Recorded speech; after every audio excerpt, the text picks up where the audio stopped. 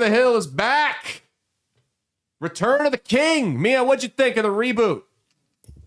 I liked it. Besides Dale's voice, which you told me was actually the real actor who had a stroke, right?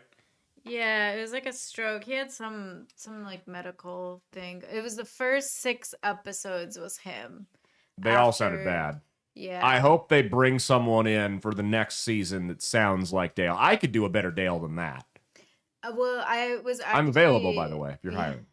I was watching like a side by side, and you can kind of tell the difference between when the actual actor stops and then when they brought in the voice actor that did Cotton to do the rest of it. Oh, okay. That was probably just on a whim because they didn't have time. Yeah, probably. Yeah. He was Khan, but they got rid of that. So I liked it. I was worried that it was going to be wokeified, and there were a few moments where it was like, yeah, but I think they did a good job at poking fun at both sides. Wouldn't you agree? It's very self-aware humor. Mm-hmm. It's not SNL corporate approved bullshit, but it also does point out that sometimes we as folks on the right tend to take things a little too far. So there's an article on Cracked about a specific episode from Keegan Kelly, the author. King of the Hill, this is the headline, just hit the Joe Rogan types below the belt. The Manosphere believes that America's facing a masculinity crisis, and the day will come when only the manliest, strongest, most successful, and most misogynistic men will survive. For their sakes, let's just hope that day isn't leg day. In the newly released revival series or season of King of the Hill, Hank and Peggy have the unenviable task of adjusting to the new norms of life at a red state in 2025 America after an extended stay outside the country. So it's already, this article's operating in bad faith. A red state. It's got the majority of the jokes about their return to the United States, I felt, I don't know about you, were at the expense of liberals. Yeah. Almost exclusively. There were other jokes about conservatives we'll get into in a minute. Are we all gender? Yeah, the all gender. There was nothing to do with they came back to this MAGA Trump, blah, blah, blah. It says, while Hank is still the same red-blooded Republican Texan that he was before he went to Saudi Arabia, he came back to Ireland to find the rest of the right to be very different from how he left them. So I think this person watched it and then just made up their own plot line to it. Did I miss an episode where, other than the one we're going to talk about in a second here, where he's around these crazy lunatic conservatives? Did I miss something? Unless we fell asleep during an episode. Yeah. It says, a Bush Republican like Hank may believe that America's men need to return to traditional values to bring about a revival in masculinity. But in the age of President Donald Trump, who the show mentions 0 times, by the way, great. It was refreshing. I'm tired of hearing about it. And his podcaster buddies, all those words have very different political charge meanings, and the Joe Rogan definition of masculinity doesn't have the legs to pass the Hill test. So there's an episode in this where he takes Good Hank, his half-brother, to this masculinity camp. And what is the 4 F-bombs? Faith, finances, family, and what's the other one? Fitness is what the guy's selling in the YouTube video. And the message of this show is, I think, a very effective one. Because it's the same thing I've been saying. And it's coming from the same type of person, which is what's needed to combat the message of an Andrew Tate. It points out what I often say, which is that the most dangerous lie is one that's coated in truth. And that's what Andrew Tate's problem is. The guy advertises faith, family, fitness, and finances. All positive things to have in line. And then they get there and they find out that the guy is just a lunatic who hates women and wants to oversimplify things and blame them for all the world's problems. And he's a grifter, which is essentially Andrew Tate. The guy was clearly an Andrew Tate parody. Clearly an Andrew Tate parody. There's no... in fact, you could watch this episode. It's immediately, you can tell from the second you see the commercial where they're going with it. It's never implied that it has anything to do with Rogan. Joe Rogan and Andrew Tate are 2 totally different people. There's 2 types of people that have opinions on Rogan. There's people that have only heard things and they've seen little clips on YouTube and TikTok and Twitter, and they've made up their mind about him because he doesn't subscribe to the same insanity that they do. And he is what he is to them. And then there's people that have actually listened to a show.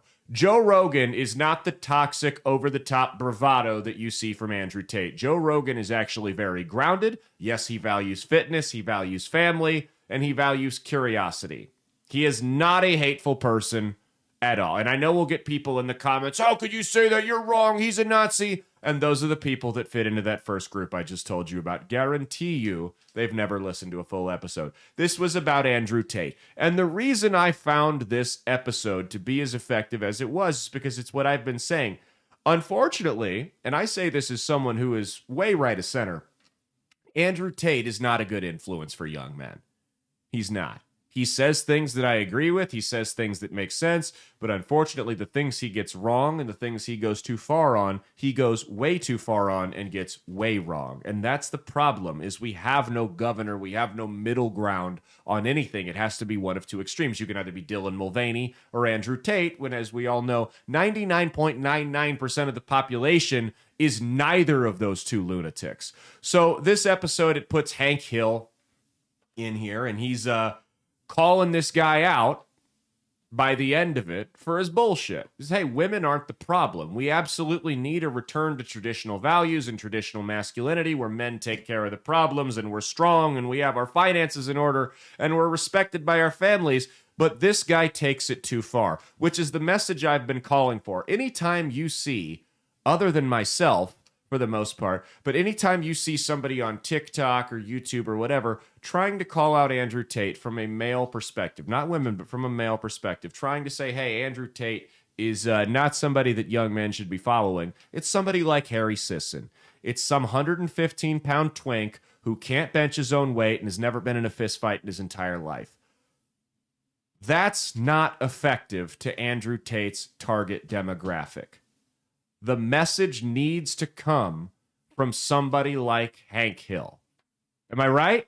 I see you nodding in agreement. Yes. What?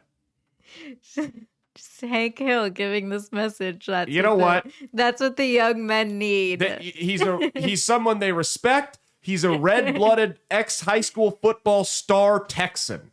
Republican, gun owner. I mean, that's what people need to hear.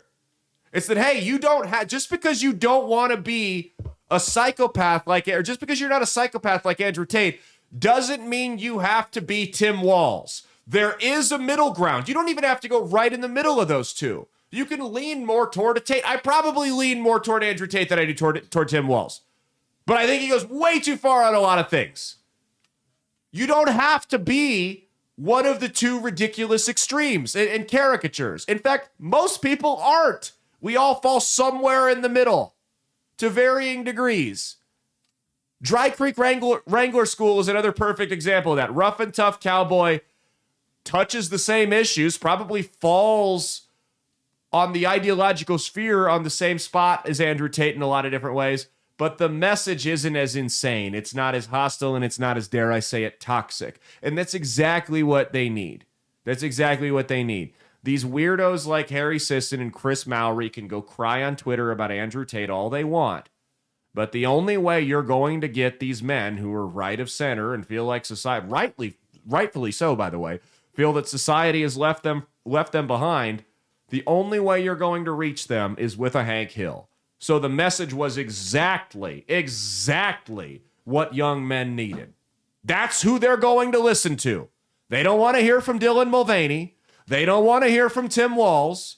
They don't want to be lectured by women with worthless college degrees that feel like they can talk down to us because they were dumb enough to go get scammed for a degree they can't even use, and instead of admitting they got that wrong, they're just going to sit here and lecture us and act like they're smarter and superior. They don't want to hear from any of those people. They'll listen to Hank Hill. They'll listen to an old cowboy with a beard that's sitting out on his ranch smoking a cigar, drinking a coffee, just telling you about life. That's what people need to hear.